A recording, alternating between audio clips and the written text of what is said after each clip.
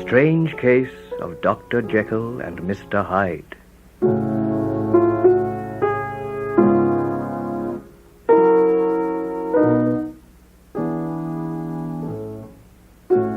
Mr. Utterson, the lawyer, was a man of a rugged countenance that was never lighted by a smile.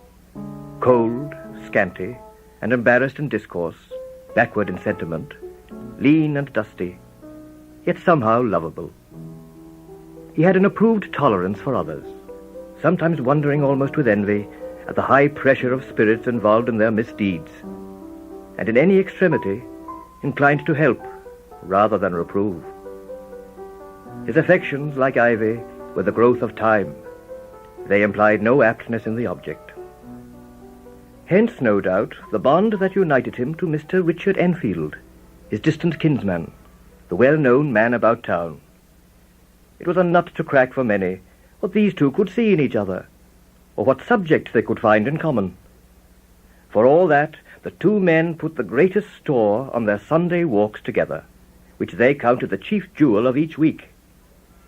It chanced on one of these rambles that their way led them down a by-street in a busy quarter of London. At one point, a certain sinister block of building thrust forth its gable, and the door, which was equipped with neither bell nor knocker, was blistered and distained. Mr. Enfield lifted up his cane and pointed. Did you ever remark that door? It is connected in my mind with a very odd story. Indeed? What was that? Well, I was coming home about 3 o'clock of a black winter morning, and my way lay through a part of town where there was literally nothing to be seen but lamps, street after street, and all the folks asleep. All at once I saw two figures. One a little man stumping along at a good walk, and the other a girl of maybe 8 or 10, running hard through a side street. They ran slap into one another at the corner. Then came the horrible part of the thing, for the man trampled calmly over the child's body where she fell, and left her screaming on the ground. Well, it sounds nothing to hear, but it was hellish to see. It wasn't like a man. It was like some damn juggernaut. Well, I gave chase and brought him back. He made no resistance, but gave me one look, so ugly that it brought out the sweat in me like running. A crowd had now collected about the child, and various members of her family, and a doctor who had been summoned. Luckily, the girl, though frightened, was none the worse for the incident.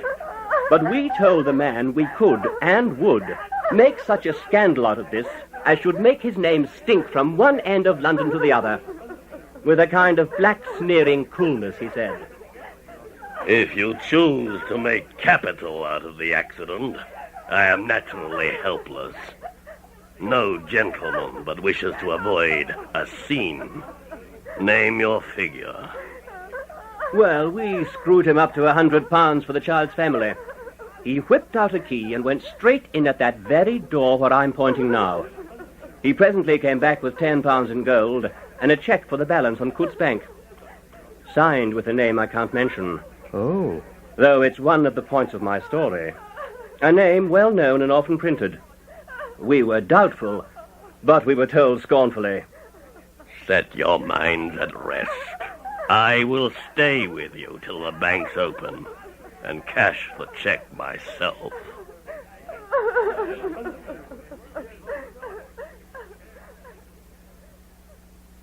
At the bank next morning, I gave in the cheque and said I had every reason to believe it was a forgery. Not a bit of it. The cheque was genuine. Oh, dear, dear, dear, dear, dear. Yes, Utterson, I see you feel as I do. Blackmail House is what I call that place with the door. You never inquired further about it? Start a question and it's like starting a stone on the top of a hill. Away the stone goes, starting 100 others. No, sir. I make it a rule. The more it looks like Queer Street, the less I ask. What was the name of that man who walked over the child? His name was Hyde. Ah. The fact is, if I do not ask you the name of the other party, It is because I know it already.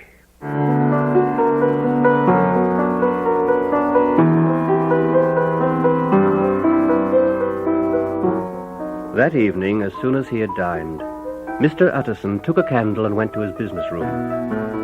There he opened his safe and took from it a document endorsed on the envelope as Dr. Jekyll's will. It provided not only that in case of the decease of Henry Jekyll, M.D., D.C.L., L.L.D., F.R.S., etc., all his possessions were to pass into the hands of his friend Edward Hyde, but that in case of Dr. Jekyll's disappearance or unexplained absence for any period exceeding 3 calendar months, the said Edward Hyde should step into the said Henry Jekyll's shoes without further delay. Mr. Utterson perused the document and said to himself, I thought it was madness, and now I begin to fear it is a disgrace.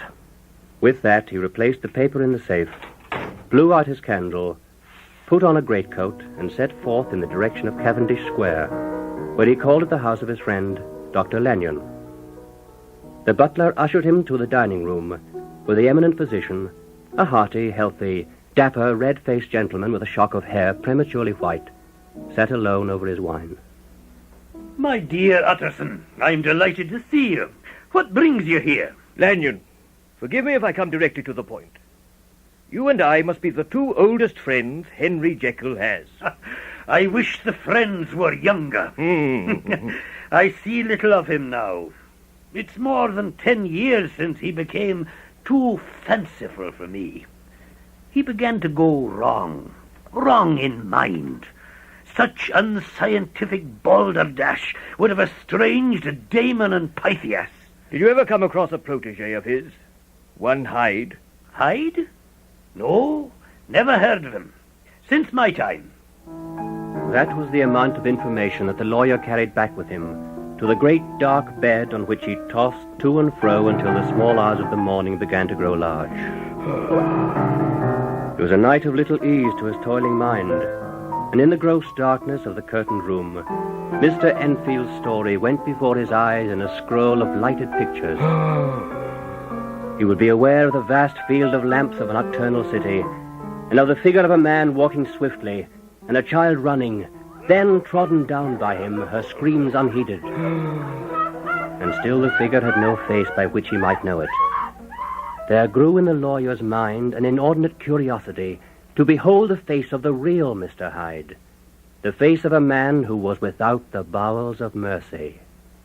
From that time forth, Mr. Utterson began to haunt the door in the by-street, and one fine night with frost in the air, his patience was rewarded. It was very solitary, and in spite of the low growl of London from all around, very silent.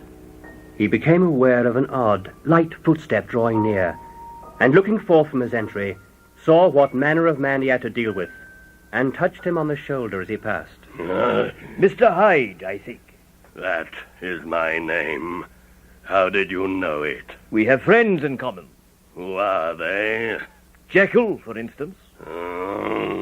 Mr. Hyde snarled aloud into a savage laugh. And the next moment, with extraordinary swiftness, he had unlocked the door and disappeared into the house. The lawyer stood a while on the doorstep, the picture of disquietude. Then he began to mount the street, pausing every step or two, and putting his hand to his brow like a man in mental perplexity, he thought to himself, God bless me. The man seems hardly human. Dwarfish, deformed, yet without any nameable malformation. Oh, my poor old Harry Jekyll. If ever I read Satan's signature upon a face, it is on that of your new friend. Round the corner from the by-street, there was a square of ancient, handsome houses.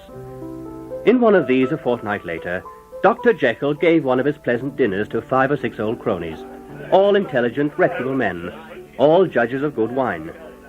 Mr. Utterson, who was among them, so contrived that he remained behind after the others had departed.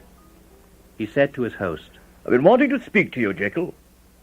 You know that will of yours? My poor Addison, you're unfortunate in such a triumph. I never saw a man so distressed as you were by my will. Unless it were that hidebound pedant Lanyon. Oh, come, come. Oh, I know he's a good fellow, you needn't frown, but an ignorant, blatant pedant for all that. You know I never approved of it. I will? Yes, certainly I know that. You've told me so. Well, I tell you so again. I've been learning something of young Hyde. I don't care to hear any more. What I heard was abominable. I am painfully situated, Utterson. My position is a very strange one. A very strange one. It cannot be mended by talking. Jekyll, you know me. I'm a man to be trusted. Make a clean breast of this in confidence, and I make no doubt I can get you out of it. I believe you, fully. I would trust you before any man alive, before myself, if I could make the choice. But I will tell you one thing. The moment I choose, I can be rid of Mr. Hyde. Oh. I give you my hand upon that, and I thank you again and again. One little word, Alison, but I'm sure you'll take in good part. This is a private matter, and I beg you to let it sleep. I've no doubt you're perfectly right. But there is one point I should like you to understand. I have really a great interest in poor Hyde. I know you have seen him. He told me so, and I fear he was rude. If I am taken away, Utterson, promise me that you will bear with him and get his rights for him. I can't pretend that I shall ever like him. I don't ask that. I only ask for justice. I only ask you to help him for my sake when I am no longer here. Well, I promise. Nearly a year later, in the month of October, London was startled by a crime of singular ferocity, and rendered all the more notable by the high position of the victim.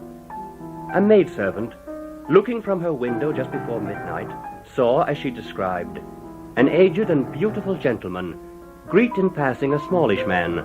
She recognized him as a certain Mr. Hyde, who had once visited her master, who answered never a word, but suddenly broke out in a great flame of anger, and brandishing a heavy cane, clubbed the elderly man to the earth, and next moment, with ape-like fury, trampled his victim underfoot, and hailed down a storm of blows under which the bones were audibly shattered. At the horror of these sights and sounds, the maid fainted. It was 2:00 when she came to herself and called the police. The murderer was gone long ago. One splintered half of the stick with which the deed had been done had rolled in the neighboring gutter.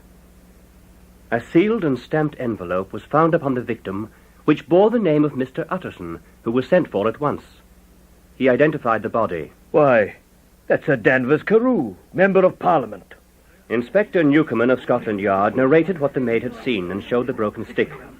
The lawyer recognized it for one that he had himself presented many years before to Henry Jekyll. He reflected, then said, "Come with me in my cab. I think I can take you to the house of this Mr. Hyde." They went to the dingy quarter of Soho where the house was situated and knocked on the door. It was opened by an old woman. What you want? We're from Scotland Yard. We'd like to see Mr. Hyde. Well, he's not at home. We'll have a look round anyway. The 2 rooms which he occupied bore every mark of having been recently and hurriedly ransacked. From the embers of the fire, the inspector disinterred the butt end of a green checkbook. The other half of the stick was found behind the door. He said to Mr. Utterson, You may depend upon it, sir, I have him in my hand. He must have lost his head, or he'd never have left the stick, or above all burned the checkbook. Why, money's life to the man. We've nothing to do but wait for him at the bank and get out the handbills. But Mr. Hyde did not reappear.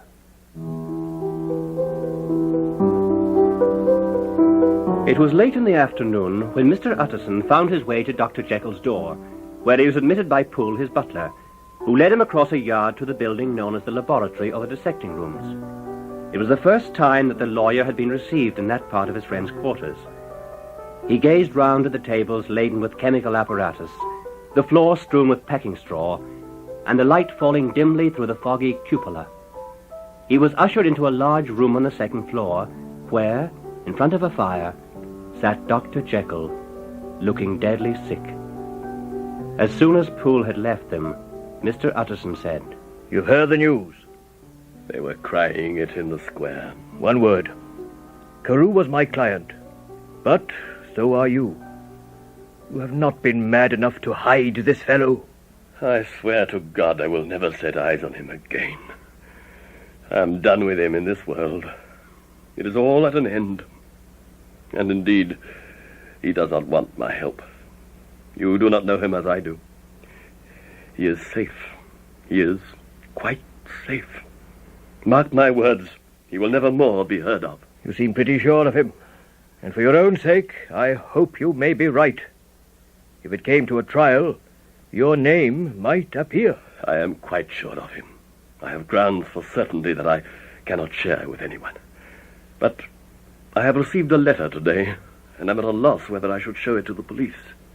You fear, I suppose, that it might lead to his detection. No, I cannot say that I care what becomes of Hyde. I'm quite done with him. I was thinking of my own character, which this hateful business has rather exposed. Well, let me see the letter. The letter, written in an odd upright hand and signed Edward Hyde, signified that the writer's benefactor, Dr. Jekyll, whom he had long so unworthily repaid for 1,000 generosities, need labor under no alarm for his safety, as he had means of escape on which he placed a sure dependence. The lawyer, having read the letter, asked, Have you the envelope? I burned it before I thought what I was about. Oh, but it bore no postmark. It was handed in. Shall I keep this letter and sleep on it? I wish you to judge for me entirely. I've lost confidence in myself. One word more. It was Hyde who dictated the terms in your will about your disappearance. I knew it. He meant to murder you. You've had a fine escape. I have had a lesson. Oh, God, Utterson, what a lesson I have had. On his way out, the lawyer had a word with Poole, who was positive that no letter had been delivered that day except by post, and only circulars by that. Plainly the letter had come by the laboratory door, which Mr. Utterson noted could lead by a shortcut directly to the back of Mr. Hyde's house in the by-street. Over a glass of wine at his own hearth some time later, the lawyer talked with his head clerk, Mr. Guest. This is a sad business about Sir Danvers. Yes, sir, indeed. The man, of course, was mad. I should like to hear your views on that. I have a document here. Look, the murderer's autograph. You're a great student of handwriting. What is your opinion? Let me see. No, sir, not mad. But it is an odd hand. Just then a servant entered with a note. Is that from Dr. Jekyll, sir? Mm-hmm. I thought I knew the writing. Anything private, Mr. Utterson? Only an invitation to dinner. Why? Do you want to see it? One moment. I thank you, sir. And the clerk laid the 2 sheets of paper alongside and sedulously compared their contents. Why do you compare them, Guest? Well, sir, there's a rather singular resemblance. Oh? The 2 hands are in many points identical, only differently sloped. Rather quaint. It is, as you say, rather quaint. I wouldn't speak of this note, you know. Oh, no, sir. No, I understand. But no sooner was Mr. Utterson alone that night than he locked the note into his safe, where it reposed from that time forward. He thought to himself, What? Henry Jekyll forged for a murderer. And his blood ran cold in his veins. Time ran on. A large reward was offered for any information about the murderer, for the death of Sir Danvers was resented as a public injury. But Mr. Hyde had disappeared as though he had never existed. A new life began for Dr. Jekyll. He came out of his seclusion, renewed relations with his friends, became once more their familiar guest and entertainer. On the 8th of January, Utterson dined at the doctor's with a small party. Lanyon was there, and the face of their host looked from one to the other as in the old days, when the trio were inseparable friends. But on the 12th, and again on the 14th, the door was shut against the lawyer. He was concerned, and betook himself to Dr. Lanyon's. When he came in, he was shocked at the change which had taken place in his appearance. Lanyon had his death warrant written legibly on his face, The rosy man had grown pale. His flesh had fallen away. He was visibly balder and older. And yet it was not so much these tokens of a swift physical decay that arrested the lawyer's notice, as a look in the eye and quality of manner that seemed to testify to some deep-seated terror in the mind. He looked at Utterson in silence. At length he said, I have had a shock, and I shall never recover. It's a question of weeks. Well, life has been pleasant, but sometimes I think if we knew all, we should be more glad to get away. Jekyll is ill too. Have you seen him? I wish to see or hear no more of Dr. Jekyll, and I beg that you will spare me any allusion to one whom I regard as dead. Can't I do anything? We are 3 very old friends, Lanyon. We shall not live to make others. Nothing can be done. Ask himself. He won't see me. I'm not surprised at that. Some day, Utterson, after I am dead, you may perhaps come to learn the right and wrong of this. I cannot tell you. And in the meantime, if you can sit and talk with me of other things, for God's sake, stay and do so. But if you cannot keep clear of the accursed topic, then in God's name go, for I cannot bear it. A week afterwards, Dr. Lanyon took to his bed, and in something less than a fortnight he was dead.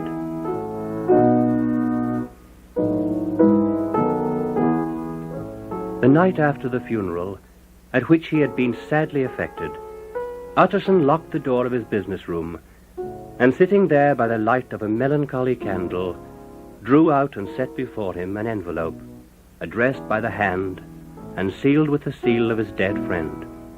Private, for the hands of G.J. Utterson alone, and in case of his predecease, to be destroyed unread. He broke the seal. Within there was another enclosure, likewise sealed, and marked upon the cover, Not to be opened till the death or disappearance of Dr. Henry Jekyll. Utterson could not trust his eyes. Yes, it was disappearance. Here again, as in the mad will, were the idea of a disappearance and the name of Henry Jekyll bracketed. But in the will, that idea had sprung from the sinister suggestion of the man Hyde. It was set there with a purpose all too plain and horrible. Written by the hand of Lanyon, what should it mean? A great curiosity came to the trustee to disregard the prohibition and dive at once to the bottom of these mysteries. But professional honor and faith to his dead friend were stringent obligations, and the packet slept in the inmost corner of his private safe. It chanced on Sunday, when Mr. Utterson was on his usual walk with Mr. Enfield, that they came to the house in the by-street and stopped to gaze at it. To their surprise, they saw, sitting at an open window, like some disconsolate prisoner, Dr. Jekyll. Mr. Utterson called out to him. Jekyll, I trust you're better. You stay too much indoors. You should be out, whipping up the circulation, like Mr. Enfield and me. I am very low, Utterson. Very low. It will not last long, thank God. Come now, get your hat and take a quick turn with us. You are very good, but no. No, it's quite impossible. I dare not. The words were hardly uttered before an expression of such abject terror and despair convulsed his face as froze the very blood of the 2 gentlemen below. They saw it but for a glimpse, for the window was instantly thrust down. Mr. Utterson turned to his companion. They were both pale, and there was an answering horror in their eyes. And he said, God forgive us. God forgive us.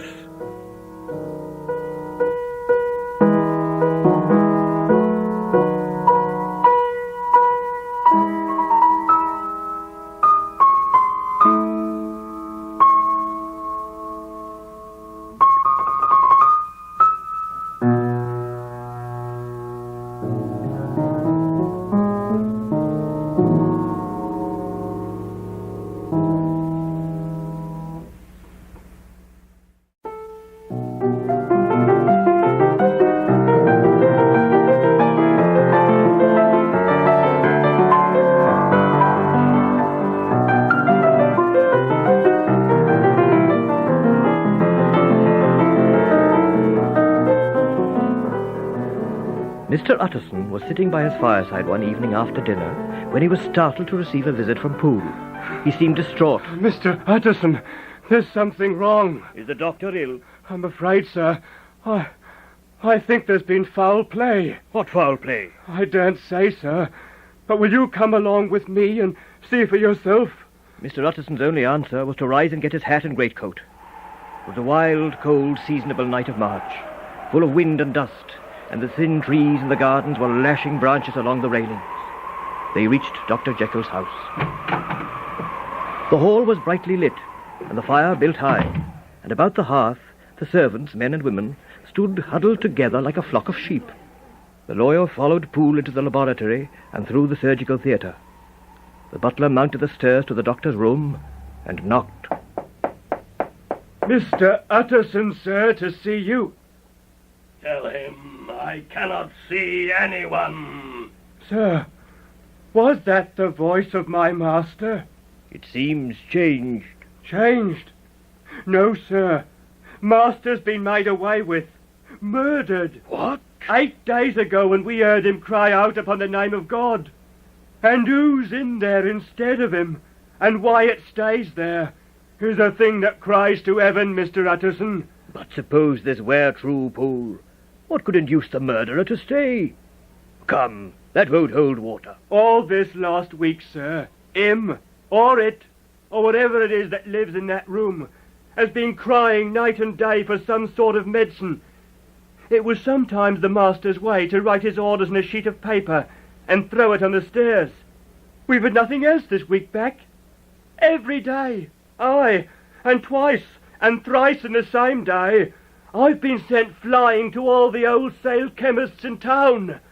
Every time I brought this stuff back, there'd be another paper telling me to return it because it wasn't pure. This drug is wanted bitter bad, sir, whatever for. Have you any of these papers? Here's one of them, sir. This is unquestionably the doctor's hand. But, sir, I've seen him. Seen him? Well, it seems he slipped out of his room to look for the drug in the laboratory. He looked up when I came in, gave a kind of cry, and whipped upstairs again. Sir, if that was my master, why had he a mask upon his face? Why did he cry out like a rat and run from me? Why did he weep, sir, like a woman or a lost soul? Poole, much as I desire to spare your master's feelings, I shall consider it my duty to break in that door. Yes, sir. Very good, sir. Poole, fetch the axe. Jekyll, I demand to see you. If not by fair means, then by foul. If not of your consent, then by brute force. Utterson, for God's sake, have mercy! Down with the door, Poole. Yes, sir. Oh, God help us, sir. Poole swung the axe over his shoulder. The blow shook the building. A dismal screech, as of mere animal terror, rang from within the room. Up went the axe again. The panels crashed, and the frame bounded. 4 times the blow fell. But the wood was tough, and the fittings were of excellent workmanship, and it was not until the 5th that the lock burst in sunder, and the wreck of the door fell inwards on the carpet.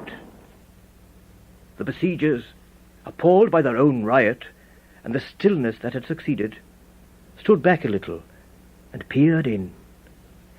In the midst of the room there lay the body of a man sorely contorted and still twitching.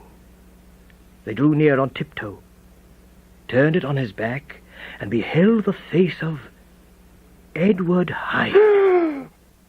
And by the crushed file in the hand and the strong smell of almonds that hung upon the air, Utterson knew that he was looking on the body of a self-destroyer. Nowhere was there any trace of Henry Jekyll, dead or alive.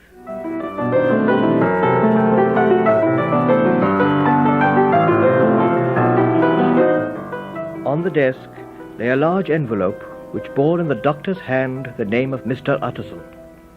The lawyer unsealed it, and several enclosures fell to the floor. The first was a will, in the same terms as the last he had drawn up, but in place of the name of Edward Hyde as the beneficiary, he saw with indescribable amazement his own name, Gabriel John Utterson. He opened the next paper and read its contents. My dear Utterson, when this shall fall into your hands, I shall have disappeared. Under what circumstance, I have not the penetration to foresee. But I know that the end is sure and must be early. Go then, and first read the narrative of Dr. Lanyon. If you care to hear more, turn to the confession of your unworthy and unhappy friend, Henry Jekyll. Mr. Utterson returned home and took from his safe Dr. Lanyon's narrative. It read as follows.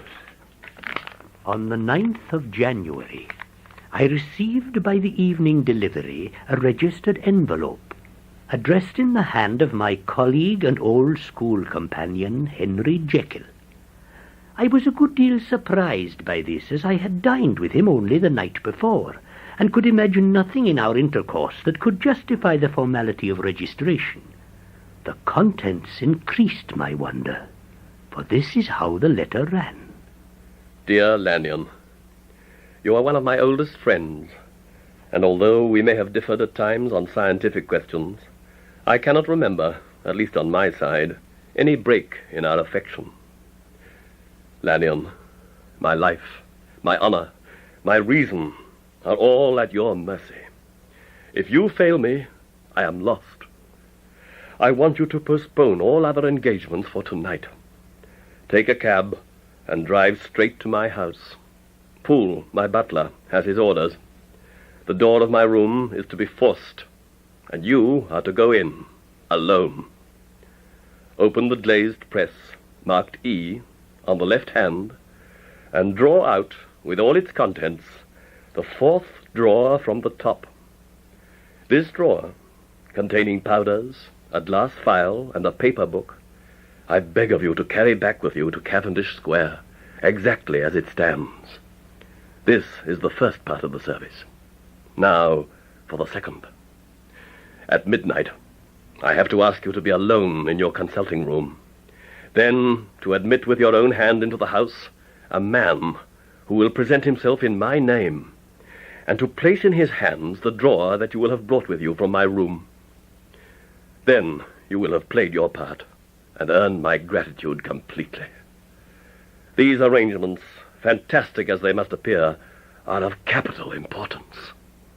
Think of me at this hour, laboring under a blackness of distress that no fancy can exaggerate. Serve me, my dear Lanyon, and save your friend, Henry Jekyll. Upon reading the letter, I made sure my colleague was insane. But till that was proved beyond the possibility of doubt, I felt bound to do as he requested. I rose accordingly from table, got into a hansom cab, and drove straight to Jekyll's house. The butler was awaiting my arrival. The locksmith was with him, and we proceeded to Jekyll's private room beyond the surgical theatre. The locksmith did his work well. The lock yielded, and I entered the room. I took the drawer from the press marked E and returned with it to Cavendish Square. I examined its contents, packets of crystalline salt of a white colour, the phial half full of a blood-red liquor, and the paper book containing various notes. I dismissed the servants and loaded an old revolver, which I kept in readiness. 12 o'clock had scarce rung out over London ere the knocker sounded very gently on the door. I went myself at the summons. I found a small man crouching against the pillars of the portico. I asked if he came from Dr. Jekyll. He told me yes by a constrained gesture, and when I had bidden him enter, he did not obey me without a searching backward glance into the darkness of the square. I followed him to my consulting room. There was something abnormal and revolting in the very essence of the creature that now faced me, and muttered hoarsely, Have you got it?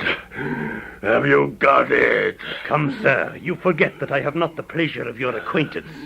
Be seated, if you please. I beg your pardon, but I am impatient. I come at the instance of Dr. Henry Jekyll. I understand a drawer. There it is, sir. Have you a graduated glass? Here is one. Thank you. He measured out a few minims of the red tincture and added some of the white powder. The mixture, which was at first of a reddish hue, began to brighten in colour, to effervesce audibly, and to throw off small fumes of vapour. Suddenly the ebullition ceased. The compound changed to a dark purple, then faded slowly to a watery green. My visitor put the glass to his mouth and drank at one gulp. A cry followed. He reeled, staggered, clutched at the table and held on, staring with injected eyes, gasping with open mouth. And as I looked, there came a change. He seemed to swell. His face became black, and the features seemed to melt and alter. I screamed again and again. There, before my eyes, pale and shaken and half fainting and groping before him with his hands like a man restored from death, there stood Henry Jekyll.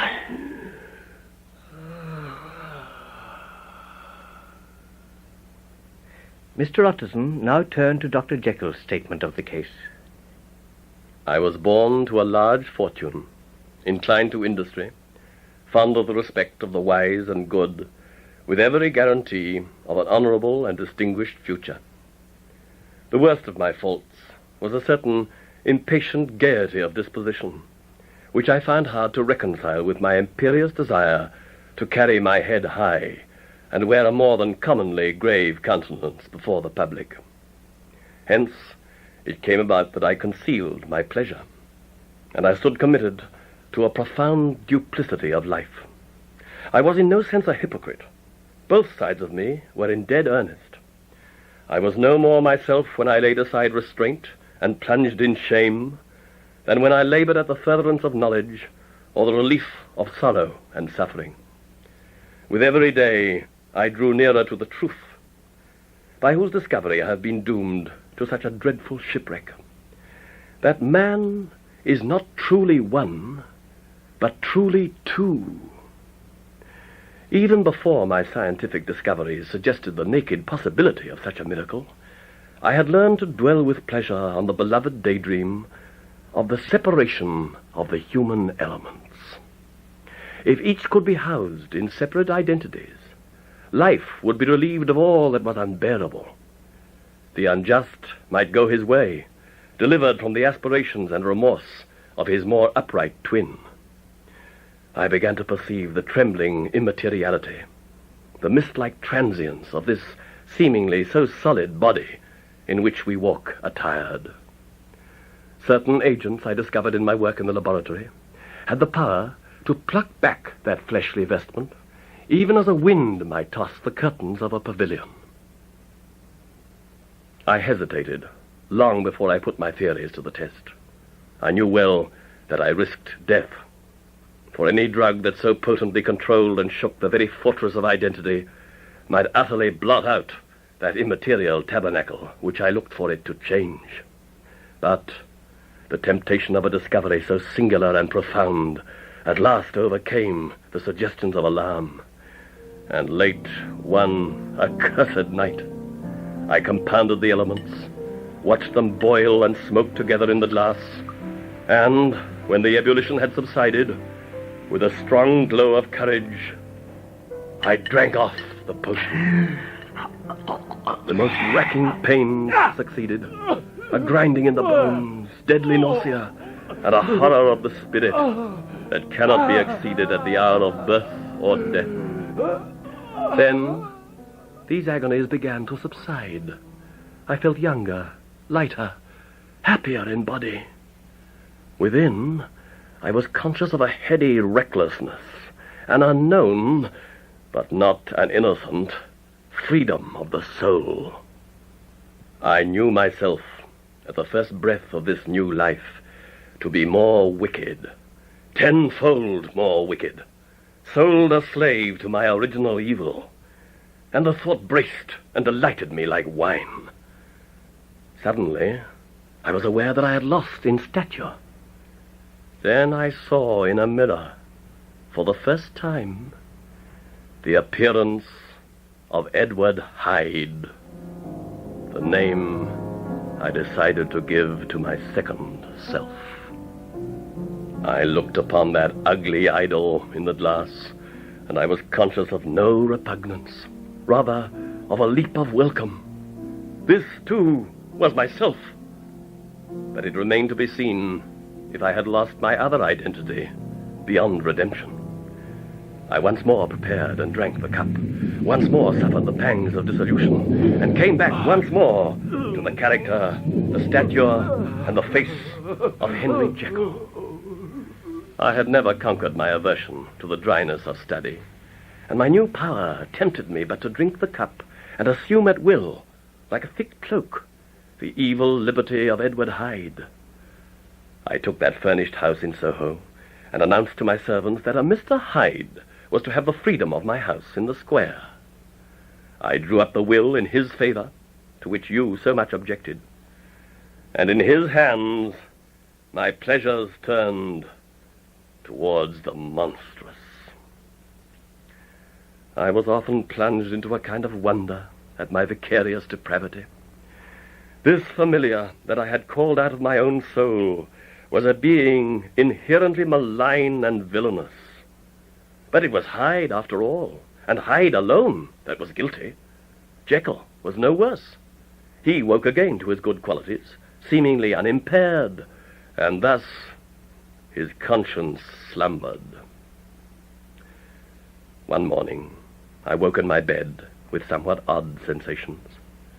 I was in the house of Henry Jekyll, but on looking at my hand, instead of the large, firm, white and comely hand of Jekyll, I saw the lean, knuckly hand of Hyde, thickly shaded as it was with a swart growth of hair. I had gone to bed Henry Jekyll. I had awakened Edward Hyde. I made my way fearfully to the laboratory, in terror that the servants might question the strangeness of meeting Mr. Hyde at such an early hour. I found the drug, and in 10 minutes Dr. Jekyll had returned to his own shape. I remembered with some anxiety that the drug had not always worked equally well. Once it had totally failed me. Now I realized that I was losing hold of my better self, and slowly becoming incorporated with my second and worse. I resolved to choose between them. Yes, I preferred the elderly and discontented doctor, surrounded by friends and cherishing fond hopes. For 2 months, I was true to my determination. But then I began to be tortured with throes and longings, as of Hyde struggling after freedom. And at last, in an hour of moral weakness, I once again compounded and swallowed the transforming draught. My devil had been long caged. He came out roaring. I was conscious of a more unbridled, a more furious propensity to ill. It must have been this that stirred in my soul that tempest of impatience with which I listened that same terrible night to the civilities of my unhappy victim, Sir Danvers Carew. The spirit of hell awoke in me and raged as I mauled the unresisting body, tasting delight from every blow.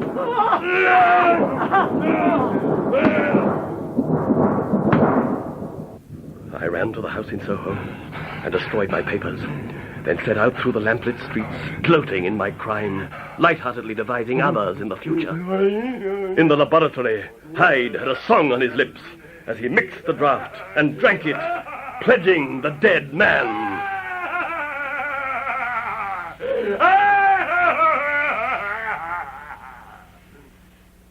The pang pangs of transformation had not done tearing him, before Henry Jekyll, with streaming tears of gratitude and remorse, had fallen on his knees and lifted his clasped hands to God.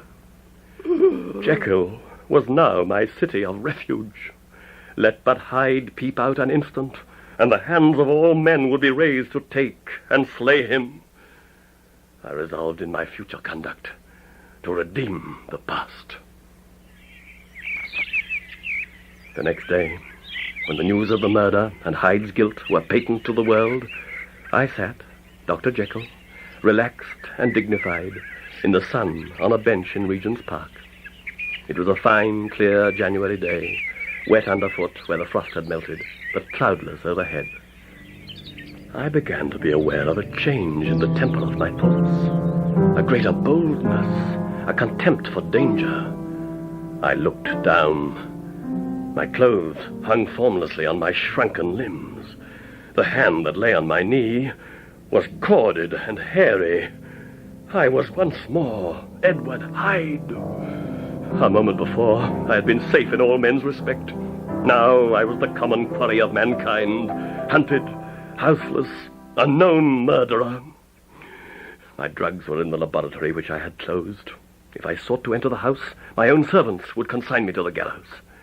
My reason wavered, but did not fail me utterly.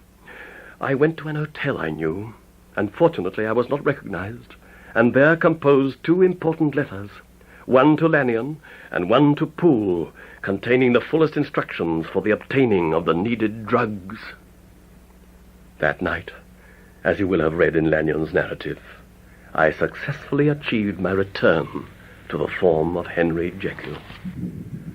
But the following day, the pangs returned, and a double dose of the drug was required to recall me to myself.